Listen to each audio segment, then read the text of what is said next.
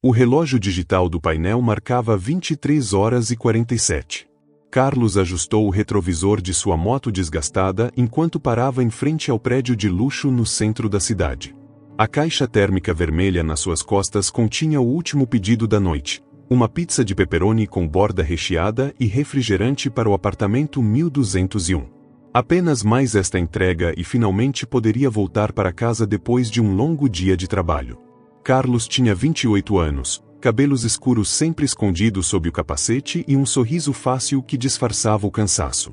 Há 3 anos trabalhava na pizzaria Sabor Divino, tentando juntar dinheiro para concluir a faculdade de engenharia que havia interrompido quando seu pai ficou doente.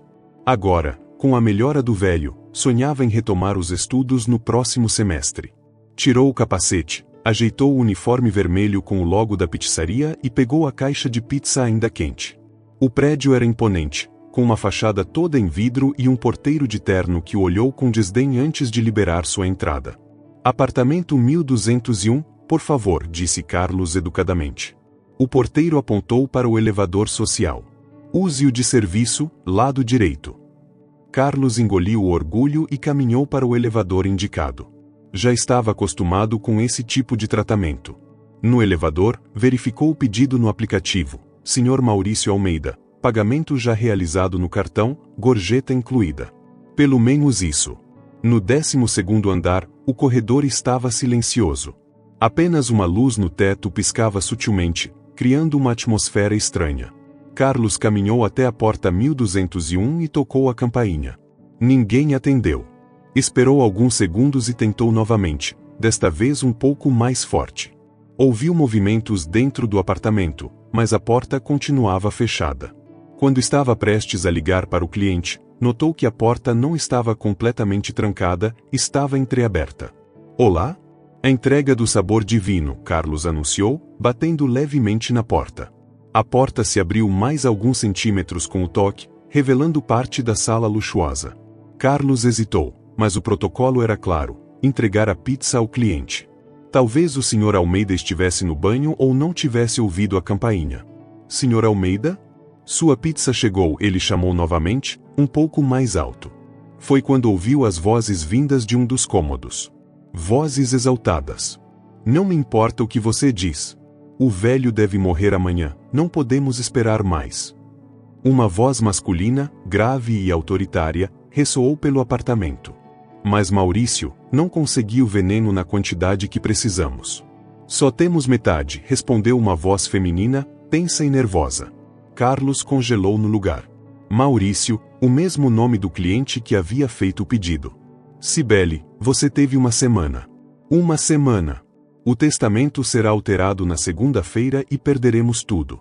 Meu pai vai deixar toda a fortuna para aquela fundação estúpida. Carlos sabia que devia ir embora imediatamente, mas seus pés pareciam colados no chão.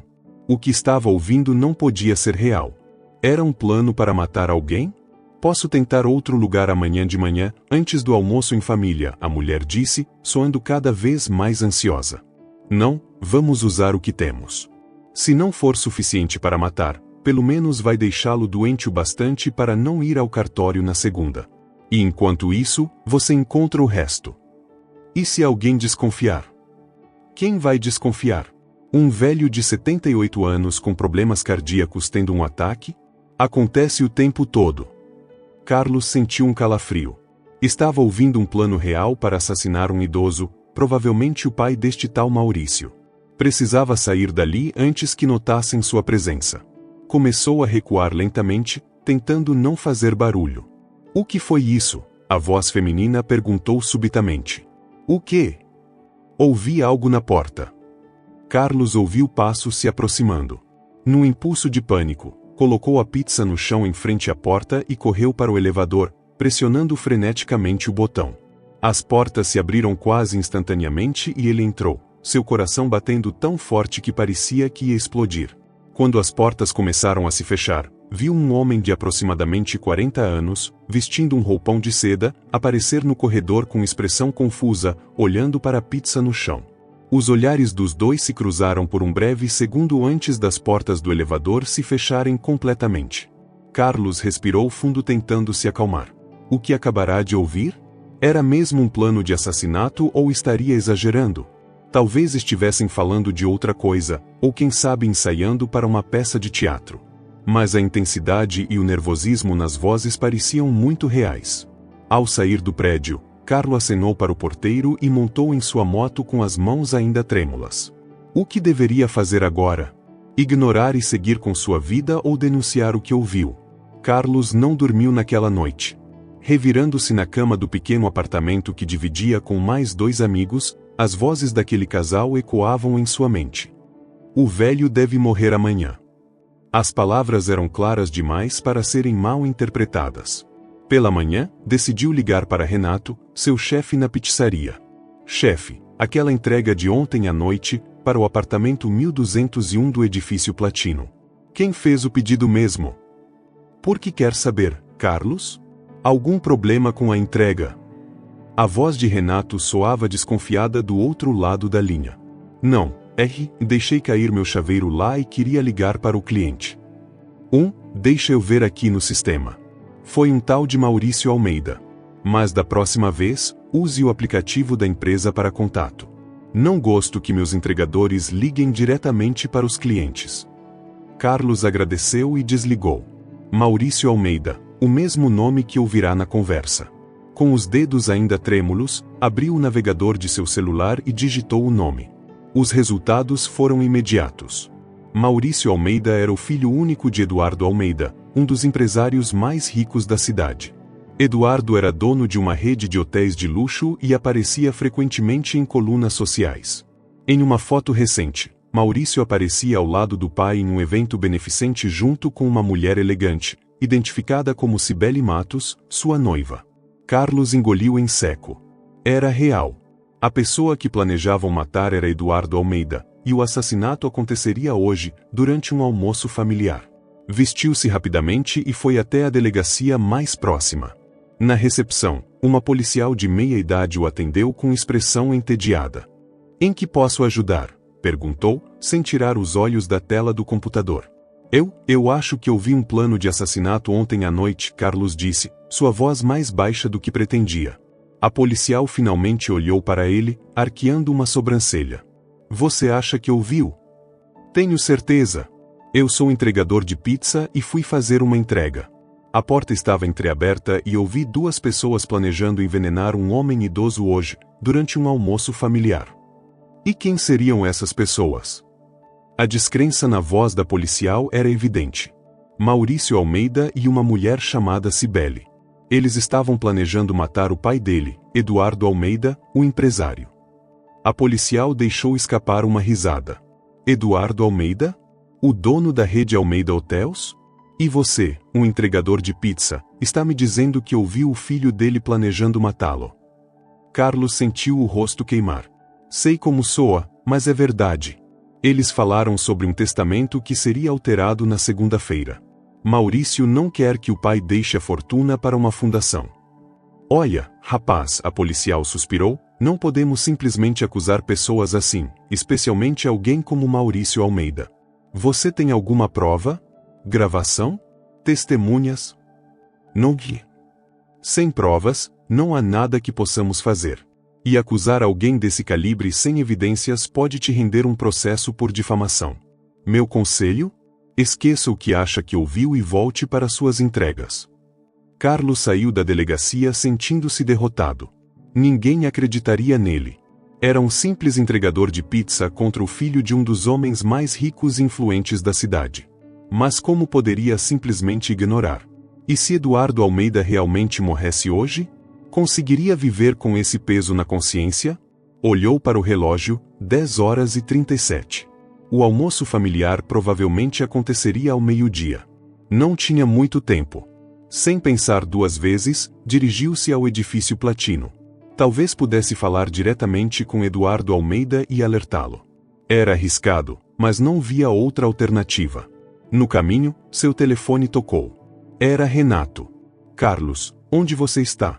Tenho 3 entregas esperando aqui." "Chefe, não vou poder trabalhar hoje. Estou com um problema de família. Emergência." "De novo com essas desculpas? Olha, isso vai sair do seu salário, e se continuar assim, vou ter que te substituir. Carlos desligou sem responder. Seu emprego era importante, mas não mais do que uma vida humana. Chegando ao edifício Platino, estacionou a moto na calçada em frente. Como entraria? O mesmo porteiro de ontem certamente não o deixaria passar sem anúncio. Foi quando viu uma mulher elegante saindo de um carro esporte vermelho. Ela estava nervosa, conversando ao celular. Já estou chegando, Maurício. Consegui o resto. Ninguém vai suspeitar, sim, estarei no almoço. Era ela, Cibele. Carlos observou-a entrar no prédio. O porteiro a cumprimentou com um sorriso e abriu a porta. Em sua mão, ela carregava uma pequena bolsa que parecia conter algo valioso. O veneno. Ela havia conseguido o resto do veneno. Carlos esperou alguns minutos e se aproximou da entrada. O porteiro o reconheceu imediatamente. Você de novo? Mais uma entrega? Sim, mentiu Carlos. Apartamento 1201, o cliente pediu outra pizza. Parece que está tendo um almoço lá hoje. O porteiro o olhou com suspeita. Estranho, não recebi nenhum aviso. Vou ligar para confirmar. Não precisa. Carlos disse rapidamente. Ele me disse que você já estava avisado. Se quiser, posso mostrar o pedido no aplicativo. Fingiu mexer no celular enquanto o porteiro o observava. Após alguns segundos de hesitação, o homem deu de ombros e apontou para o elevador. Tudo bem, pode subir. Mas da próxima vez, o apartamento precisa avisar antes. Carlos entrou no elevador, o coração acelerado. Não tinha um plano claro. O que diria ao chegar lá? E se Maurício o reconhecesse de ontem à noite? No 12º andar, aproximou-se cautelosamente da porta 1201. Podia ouvir vozes animadas lá dentro. O almoço já havia começado. Reuniu coragem e tocou a campainha. A porta foi aberta por um homem de aproximadamente 30 anos, que não era Maurício. Sim? Perguntou o homem, confuso. Eu preciso falar com o Sr. Eduardo Almeida. É urgente. Quem é você? Antes que Carlos pudesse responder, Maurício apareceu atrás do homem. Seus olhos se arregalaram em reconhecimento. É o entregador de pizza de ontem à noite, disse Maurício, sua voz calma mas seus olhos revelando tensão. O que você quer? Preciso falar com o Sr. Eduardo Almeida. É um assunto de vida ou morte. Maurício deu um passo à frente, bloqueando parcialmente a entrada. Meu pai está ocupado agora. Se é sobre a entrega de ontem, pode falar comigo. Não, precisa ser com ele. Por favor. Quem está aí, Maurício? Uma voz idosa veio de dentro do apartamento. Ninguém importante, pai. Apenas um engano, Maurício respondeu sem tirar os olhos de Carlos. Na verdade, Carlos elevou a voz para ser ouvido. Sou o entregador de pizza que esteve aqui ontem à noite e ouvi seu filho planejando envenená-lo durante este almoço. Um silêncio mortal caiu sobre o ambiente. Maurício empalideceu. O quê? Que absurdo é esse? O homem mais velho, que devia ser Eduardo Almeida, apareceu na porta, seguido por mais 3 pessoas, incluindo Cibele, que parecia prestes a desmaiar. Senhor, Carlos continuou, determinado, ontem à noite eu vim entregar uma pizza aqui. A porta estava entreaberta e ouvi seu filho e a noiva dele planejando envenená-lo para impedir que o senhor altere seu testamento na segunda-feira. Algo sobre deixar tudo para uma fundação. Eduardo Almeida olhou para o filho com uma expressão indecifrável. Maurício? Pai, isso é ridículo. Este homem obviamente está delirando. Provavelmente quer dinheiro ou atenção. Não quero nada disso, protestou Carlos. Estou arriscando meu emprego para vir aqui. Eles planejavam colocar veneno na sua comida hoje. Eduardo parecia confuso, dividido entre a descrença e a dúvida. Cibele, o que você tem a dizer sobre isso? Cibele estava pálida, suas mãos tremiam. Sr. Eduardo, eu nunca. Ela foi buscar o resto do veneno hoje de manhã. Carlos interrompeu. Eu a vi chegando com uma bolsa pequena. O plano era usar metade ontem, mas não era suficiente para matar, apenas para deixá-lo doente. O olhar de Eduardo voltou-se para a bolsa de Cibele que estava sobre uma mesa próxima. Em um movimento rápido, ele a pegou, ignorando os protestos da nora. Dentro havia um frasco pequeno com um líquido transparente. O que é isso, Cibele? Perguntou Eduardo, sua voz agora carregada de suspeita. É apenas um remédio para dor de cabeça, ela gaguejou. Mentira! É veneno, insistiu Carlos. Eduardo entregou o frasco para o outro homem que tinha atendido a porta inicialmente. Ricardo, você é médico. Pode analisar isso? Ricardo examinou o frasco com cuidado, abriu-o e cheirou. Sua expressão mudou instantaneamente. Isso não é remédio para dor de cabeça. Pelo cheiro, parece ser algum tipo de pesticida concentrado. Extremamente tóxico se ingerido. Todos os olhares se voltaram para Maurício e Cibele. O filho tentou manter a compostura, mas seus olhos revelavam pânico. Pai, posso explicar? Explicar o quê? Interrompeu Eduardo, sua voz trêmula de raiva e decepção. Que você planejava me matar por dinheiro? Meu próprio filho? Cibele começou a chorar. Foi ideia dele. Ele disse que seria apenas o suficiente para você ficar doente. Cala a boca, gritou Maurício, avançando para a noiva. Ricardo e outro homem seguraram Maurício antes que ele pudesse alcançar Cibele. Eduardo, visivelmente abalado, tirou o celular do bolso. Estou chamando a polícia. Pai, não. Por favor, implorou Maurício. Carlos observava a cena com uma mistura de alívio e choque. Tinha conseguido evitar uma tragédia, mas a realidade do que quase acontecerá ainda era difícil de assimilar. 2 horas depois, Carlos estava sentado em uma sala de interrogatório na delegacia central. Após a chegada da polícia ao apartamento de Eduardo Almeida, todos foram levados para prestar depoimento. Maurício e Cibele foram detidos para investigação, e o veneno foi enviado para análise laboratorial. Então, Sr. Carlos Mendes, começou o detetive Oliveira, um homem de meia idade com olheiras profundas, conte-me novamente como você descobriu esse plano.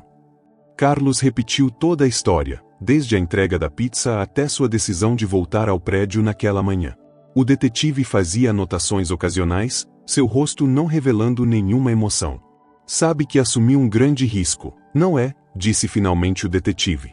Se estivesse errado, poderia enfrentar acusações de difamação, invasão de privacidade, até falsa denúncia. Eu sei, respondeu Carlos. Mas não conseguiria viver comigo mesmo se não fizesse nada e depois descobrisse que o Sr. Almeida havia morrido. O detetive assentiu lentamente. Bem, os testes preliminares confirmam que o frasco continha um pesticida altamente tóxico. Em grande quantidade, seria fatal, especialmente para alguém com o histórico cardíaco do Sr. Almeida. Cibele já confessou tudo, apontando Maurício como o mentor do plano. Carlos sentiu um arrepio. Então eu estava certo. Sim, e salvou a vida de um homem hoje. O detetive fechou sua pasta. O Sr. Almeida pediu para agradecer pessoalmente. Ele está na sala ao lado, se você quiser falar com ele.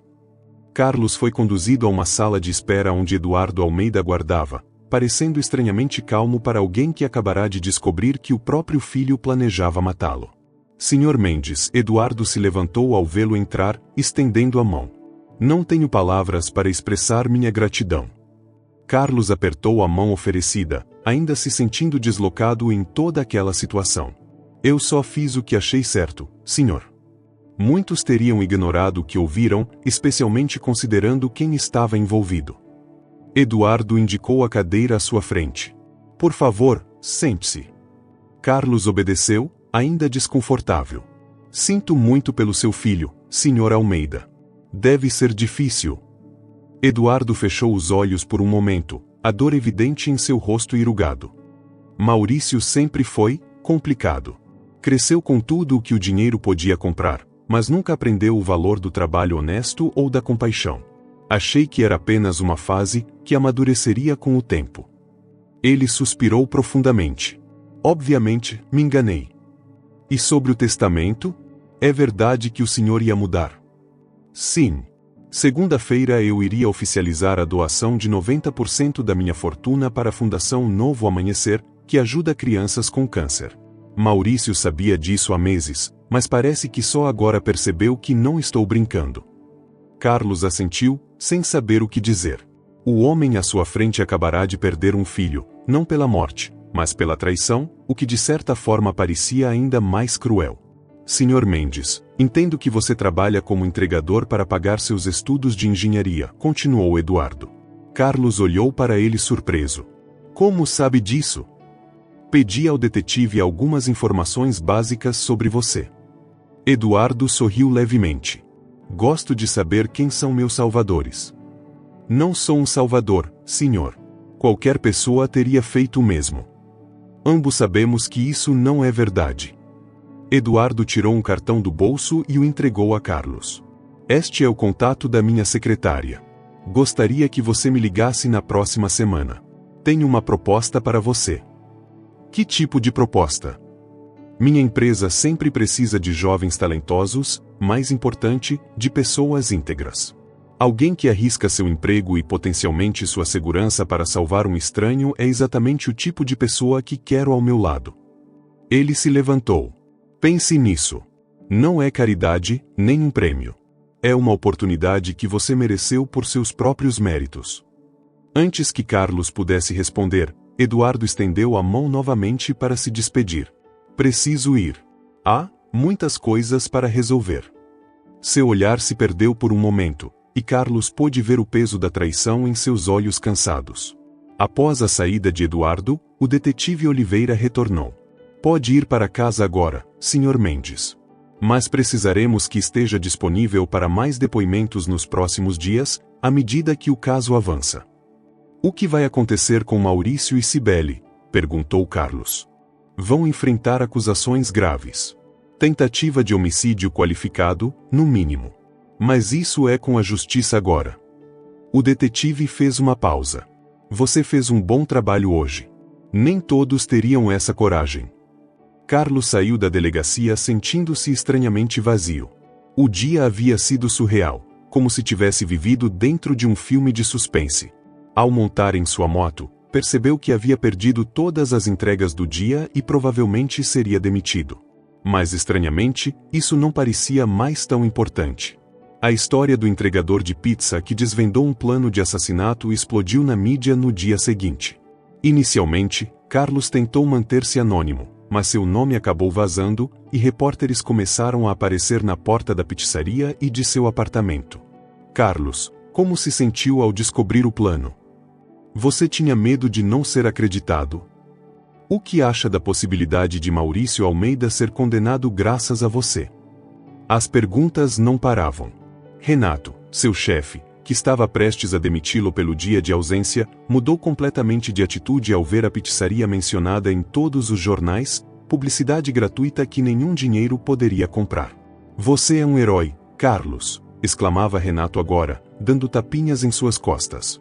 Um herói dá sabor divino. Estamos recebendo ligações sem parar, todo mundo quer pedir da pizzaria do entregador herói. Carlos tentava lidar com a súbita fama com humildade. Não se considerava um herói, apenas fez o que qualquer pessoa com consciência faria. Mas o mundo parecia pensar diferente. Uma semana após o incidente, como combinado, Carlos ligou para a secretária de Eduardo Almeida e foi convidado para uma reunião na sede da Almeida Hotels. O prédio era imponente, todo em vidro e aço, localizado na área mais nobre da cidade. Na recepção, foi tratado como um convidado VIP e conduzido diretamente ao escritório de Eduardo no último andar. Carlos.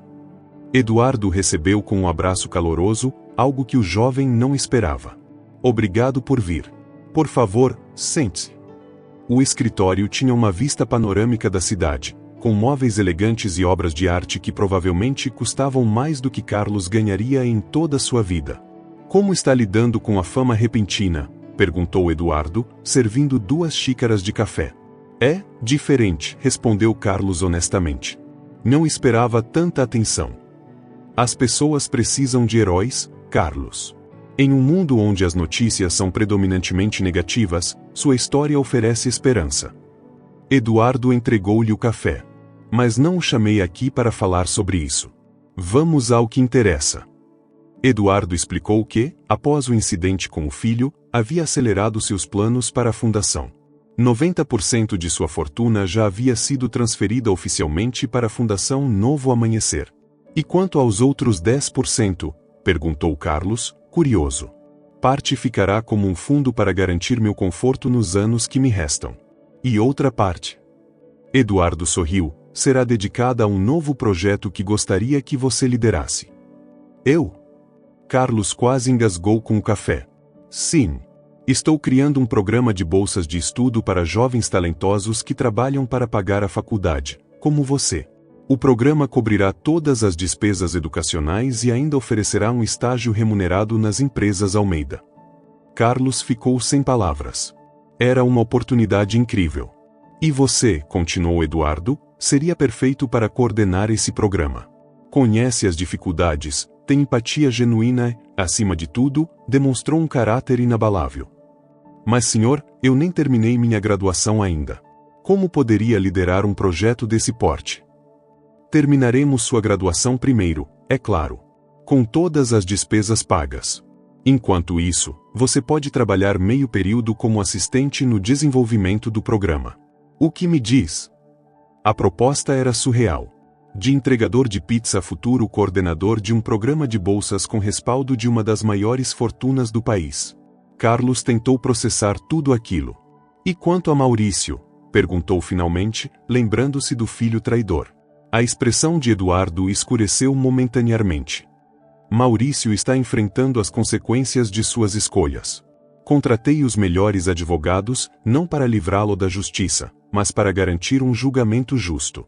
Ele é meu filho, apesar de tudo. Fez uma pausa dolorosa. Cibele aceitou um acordo para testemunhar contra ele em troca de uma pena reduzida.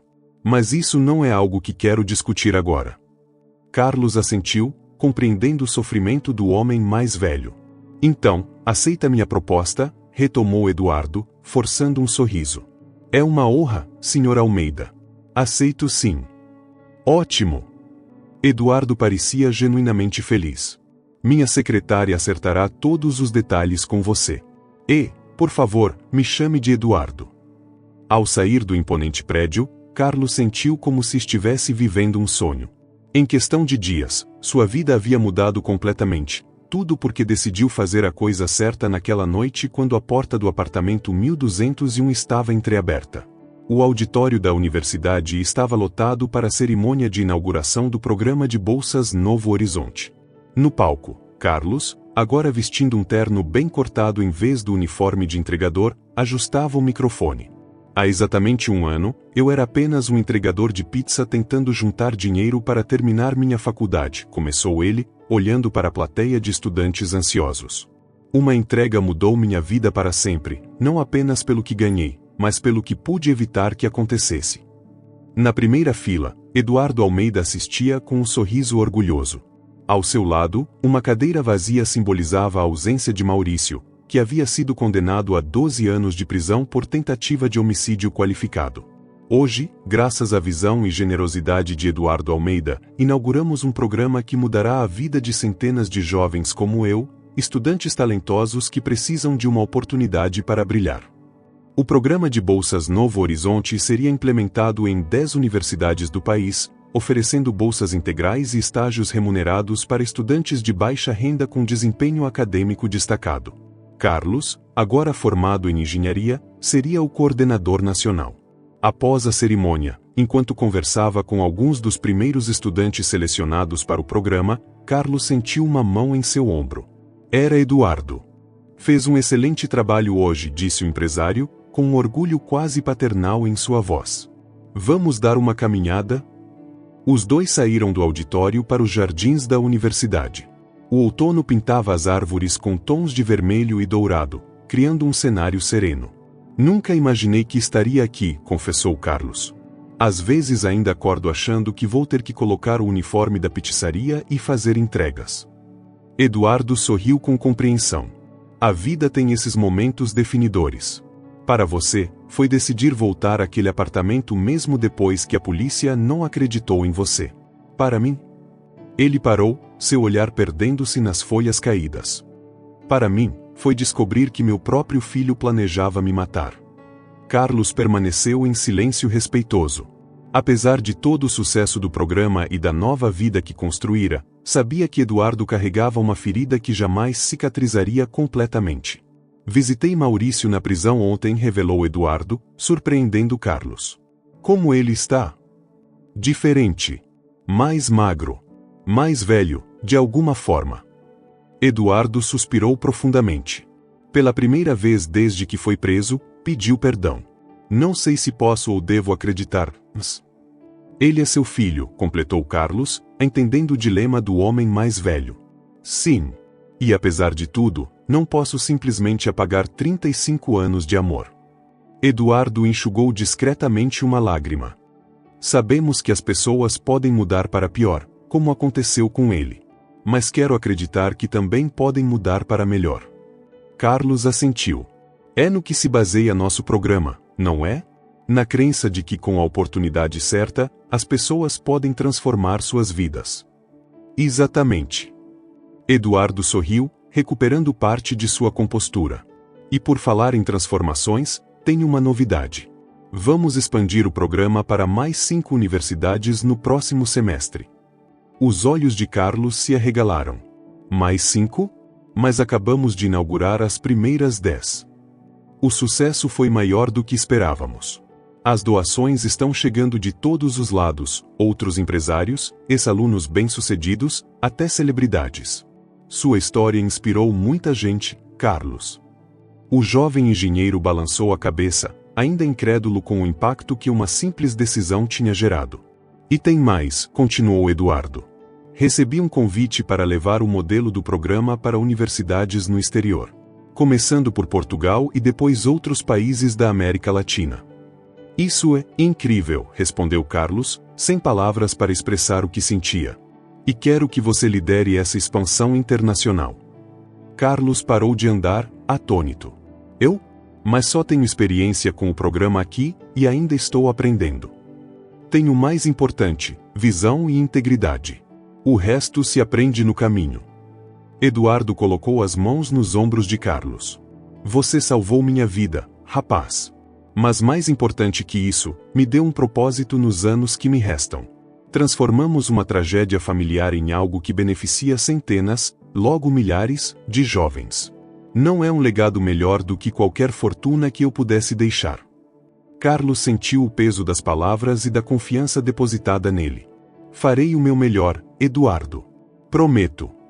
Sei que fará. O empresário voltou a caminhar. Ah, e outra coisa. Lembra daquela pizzaria onde você trabalhava? A Sabor Divino? Claro. Renato, o dono, deve ter ficado milionário com toda a publicidade depois da história. Eduardo riu. Pois é. Ele me procurou mês passado. Quer abrir franquias em todo o país. Sério?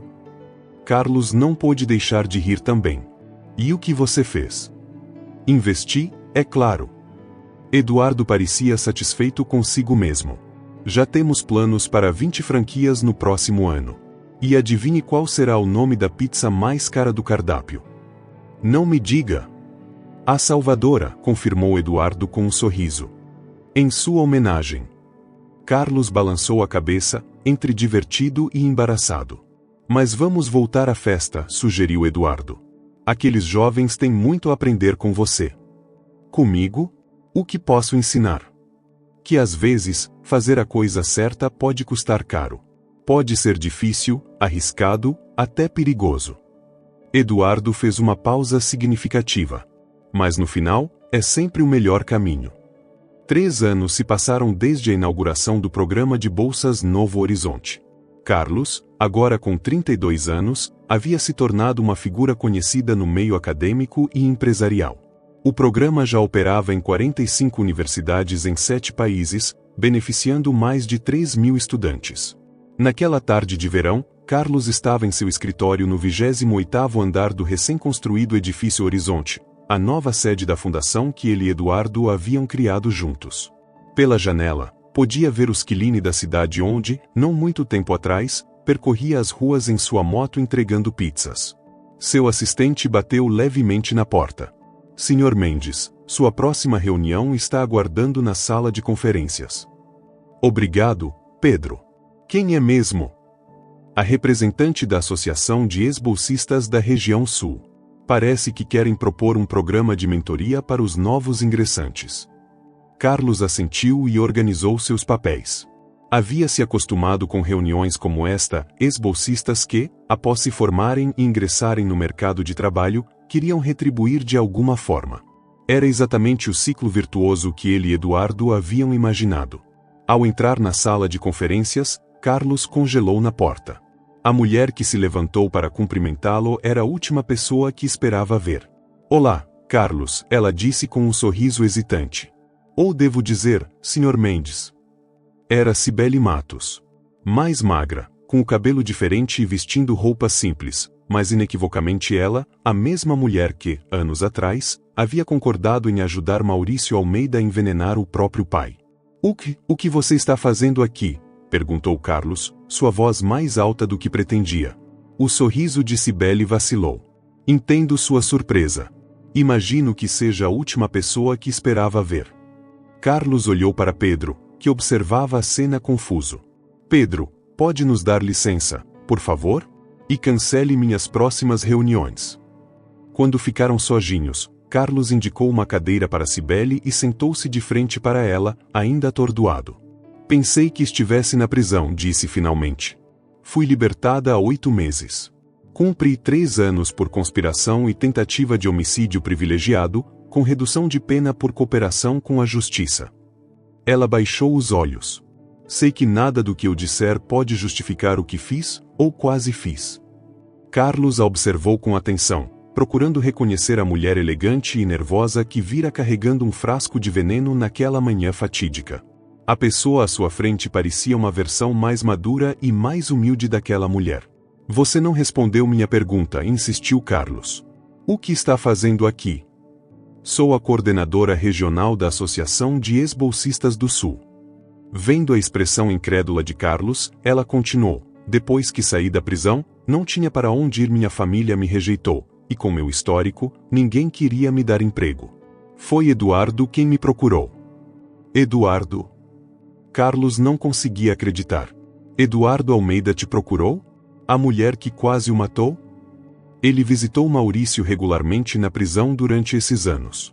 Em uma dessas visitas, Maurício mencionou que eu seria libertada em breve e não tinha perspectivas. Eduardo me ofereceu uma chance através do programa de reintegração social da Fundação. Carlos balançou a cabeça, ainda processando a informação. E você se tornou uma bolsista?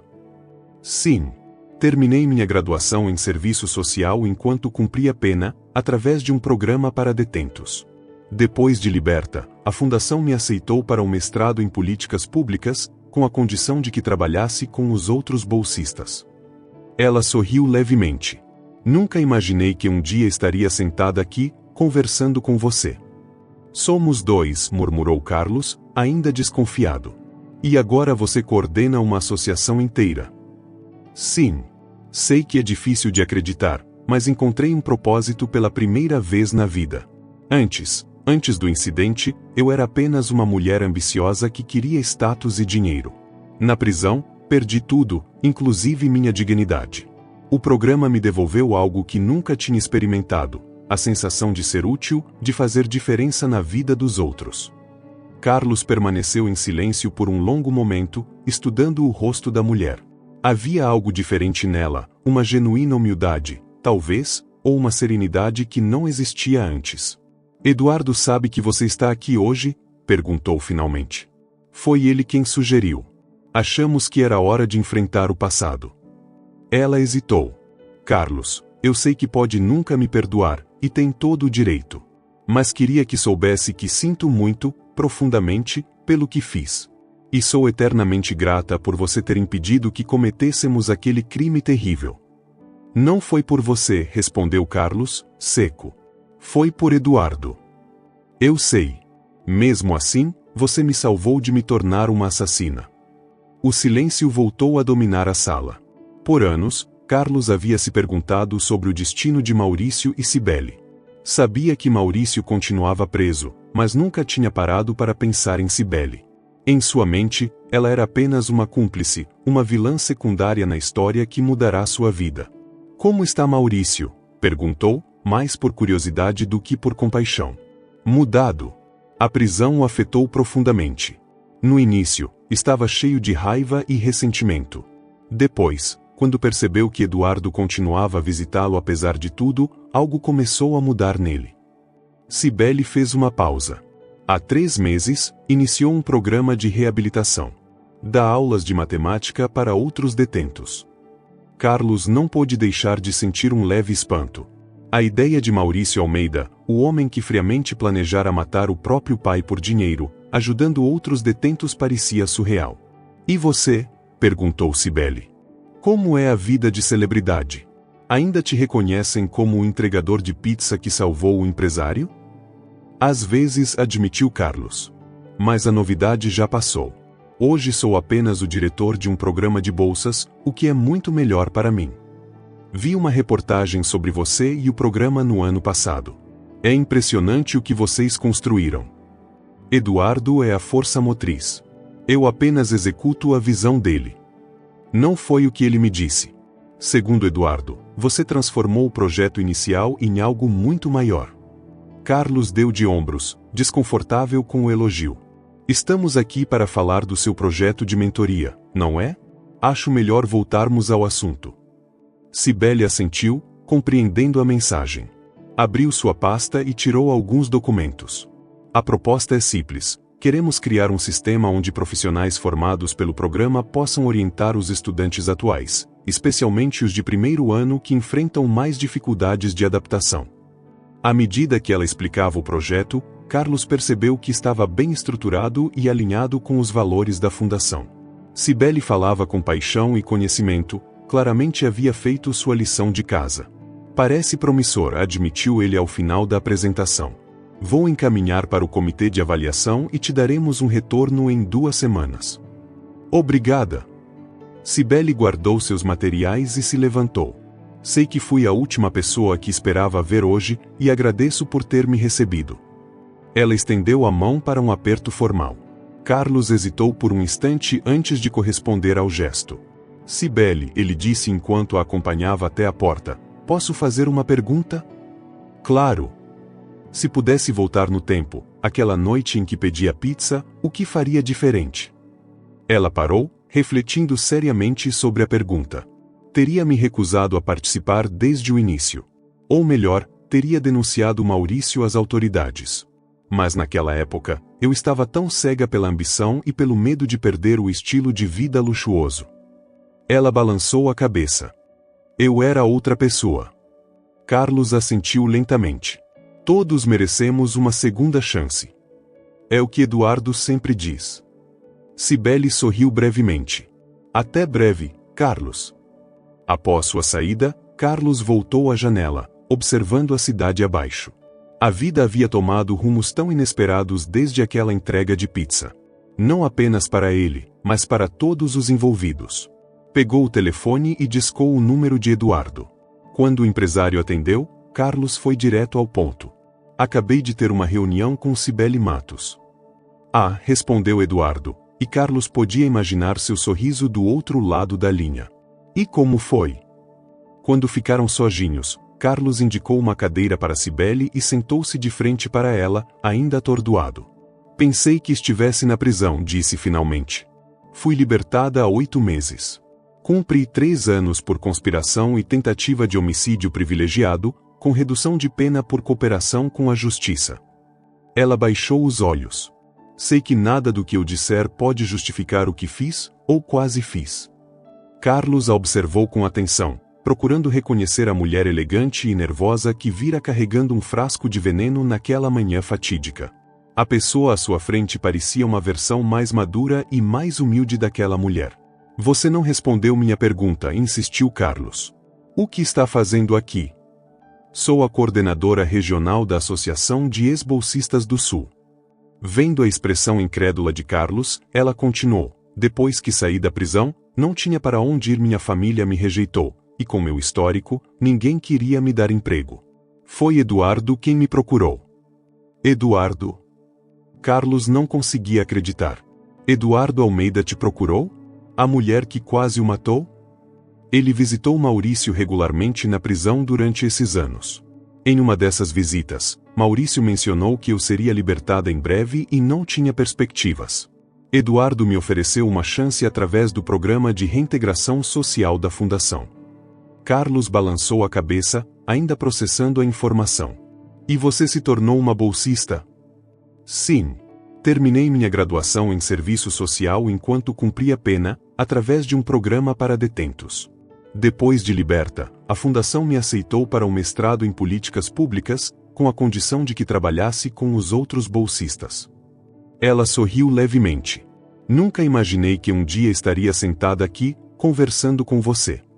Somos dois, murmurou Carlos, ainda desconfiado. E agora você coordena uma associação inteira. Sim. Sei que é difícil de acreditar, mas encontrei um propósito pela primeira vez na vida. Antes do incidente, eu era apenas uma mulher ambiciosa que queria status e dinheiro. Na prisão, perdi tudo, inclusive minha dignidade. O programa me devolveu algo que nunca tinha experimentado, a sensação de ser útil, de fazer diferença na vida dos outros. Carlos permaneceu em silêncio por um longo momento, estudando o rosto da mulher. Havia algo diferente nela, uma genuína humildade, talvez, ou uma serenidade que não existia antes. Eduardo sabe que você está aqui hoje? Perguntou finalmente. Foi ele quem sugeriu. Achamos que era hora de enfrentar o passado. Ela hesitou. Carlos, eu sei que pode nunca me perdoar, e tem todo o direito. Mas queria que soubesse que sinto muito, profundamente, pelo que fiz. E sou eternamente grata por você ter impedido que cometêssemos aquele crime terrível. Não foi por você, respondeu Carlos, seco. Foi por Eduardo. Eu sei. Mesmo assim, você me salvou de me tornar uma assassina. O silêncio voltou a dominar a sala. Por anos, Carlos havia se perguntado sobre o destino de Maurício e Cibele. Sabia que Maurício continuava preso, mas nunca tinha parado para pensar em Cibele. Em sua mente, ela era apenas uma cúmplice, uma vilã secundária na história que mudará sua vida. Como está Maurício? Perguntou, mais por curiosidade do que por compaixão. Mudado. A prisão o afetou profundamente. No início, estava cheio de raiva e ressentimento. Depois, quando percebeu que Eduardo continuava a visitá-lo apesar de tudo, algo começou a mudar nele. Cibele fez uma pausa. Há 3 meses, iniciou um programa de reabilitação. Dá aulas de matemática para outros detentos. Carlos não pôde deixar de sentir um leve espanto. A ideia de Maurício Almeida, o homem que friamente planejara matar o próprio pai por dinheiro, ajudando outros detentos, parecia surreal. E você? Perguntou Cibele. Como é a vida de celebridade? Ainda te reconhecem como o entregador de pizza que salvou o empresário? Às vezes, admitiu Carlos. Mas a novidade já passou. Hoje sou apenas o diretor de um programa de bolsas, o que é muito melhor para mim. Vi uma reportagem sobre você e o programa no ano passado. É impressionante o que vocês construíram. Eduardo é a força motriz. Eu apenas executo a visão dele. Não foi o que ele me disse. Segundo Eduardo, você transformou o projeto inicial em algo muito maior. Carlos deu de ombros, desconfortável com o elogio. Estamos aqui para falar do seu projeto de mentoria, não é? Acho melhor voltarmos ao assunto. Cibele assentiu, compreendendo a mensagem. Abriu sua pasta e tirou alguns documentos. A proposta é simples. Queremos criar um sistema onde profissionais formados pelo programa possam orientar os estudantes atuais, especialmente os de primeiro ano que enfrentam mais dificuldades de adaptação. À medida que ela explicava o projeto, Carlos percebeu que estava bem estruturado e alinhado com os valores da Fundação. Cibele falava com paixão e conhecimento, claramente havia feito sua lição de casa. Parece promissor, admitiu ele ao final da apresentação. Vou encaminhar para o comitê de avaliação e te daremos um retorno em 2 semanas. Obrigada. Cibele guardou seus materiais e se levantou. Sei que fui a última pessoa que esperava ver hoje e agradeço por ter me recebido. Ela estendeu a mão para um aperto formal. Carlos hesitou por um instante antes de corresponder ao gesto. Cibele, ele disse enquanto a acompanhava até a porta, posso fazer uma pergunta? Claro. Se pudesse voltar no tempo, aquela noite em que pedi a pizza, o que faria diferente? Ela parou, refletindo seriamente sobre a pergunta. Teria me recusado a participar desde o início. Ou melhor, teria denunciado Maurício às autoridades. Mas naquela época, eu estava tão cega pela ambição e pelo medo de perder o estilo de vida luxuoso. Ela balançou a cabeça. Eu era outra pessoa. Carlos assentiu lentamente. Todos merecemos uma segunda chance. É o que Eduardo sempre diz. Cibele sorriu brevemente. Até breve, Carlos. Após sua saída, Carlos voltou à janela, observando a cidade abaixo. A vida havia tomado rumos tão inesperados desde aquela entrega de pizza. Não apenas para ele, mas para todos os envolvidos. Pegou o telefone e discou o número de Eduardo. Quando o empresário atendeu, Carlos foi direto ao ponto. Acabei de ter uma reunião com Cibele Matos. Ah, respondeu Eduardo, e Carlos podia imaginar seu sorriso do outro lado da linha. E como foi? Nem eu. Sabia que foi ideia de Maurício concluir o testamento original de Eduardo? Ele insistiu para que o pai mantivesse o plano de doar a maior parte da fortuna para a fundação, mesmo depois que sair da prisão. Carlos ergueu as sobrancelhas, surpreso. Isso é verdade? Sim. Ele me disse que era a única forma de tentar reparar parte do dano que causou. Nunca vi arrependimento mais sincero. Carlos observou o ex-presidiário com novos olhos. O homem que havia planejado matar o próprio pai por dinheiro agora recusava a mesma fortuna em nome da redenção. As pessoas realmente podem mudar, não é? Refletiu Carlos. Algumas sim. Cibele sorriu. Graças a um entregador de pizza que estava no lugar certo, na hora certa. Carlos riu, lembrando-se de quão assustado estava naquela noite, parado à porta entreaberta do apartamento 1201. Quem poderia imaginar que aquela simples entrega mudaria tantas vidas, incluindo a sua própria? Sabe, disse ele, às vezes penso em como seria minha vida se tivesse ignorado o que ouvi naquela noite. Provavelmente ainda estaria entregando pizzas, com a diferença de que carregaria pelo resto da vida o peso de saber que poderia ter salvado alguém e não o fiz. E Eduardo não estaria aqui, acrescentou Cibele. Nem tudo isso. Ela fez um gesto abrangendo o salão repleto de pessoas cujas vidas haviam sido transformadas pelo programa. Naquele momento, Eduardo e Maurício se juntaram a eles, o idoso ainda apoiado em sua bengala. Sobre o que estão conversando tão seriamente? Perguntou Eduardo. Sobre como uma pizza de pepperoni mudou o mundo, respondeu Carlos com um sorriso. Eduardo riu, colocando a mão no ombro do filho, um gesto que teria sido impensável anos atrás. Foi mais do que isso. Foi sobre alguém disposto a fazer a coisa certa, mesmo quando seria mais fácil olhar para o outro lado. Maurício, que raramente falava nas raras ocasiões em que encontrava Carlos, pigarreou nervosamente. Eu nunca tive a oportunidade de dizer isso pessoalmente, mas, obrigado. Por impedir que eu cometesse o pior erro da minha vida. Carlos ficou sem palavras por um momento, surpreso com o agradecimento sincero. Você salvou a si mesmo quando decidiu mudar, respondeu finalmente. O grupo ficou em silêncio por alguns instantes, cada um refletindo sobre os caminhos tortuosos que os haviam trazido até ali. Foi Eduardo quem quebrou o silêncio. Sabem, acho que mereço um crédito também nessa história. Afinal, fui eu quem pediu aquela pizza. Os quatro riram juntos, e naquele momento, Carlos soube que o círculo estava completo. Uma simples entrega numa noite comum havia se transformado numa história de redenção e esperança, provando que às vezes os momentos mais insignificantes podem desencadear as maiores mudanças. E tudo porque ele só queria entregar uma pizza, mas ouviu o plano de um assassinato.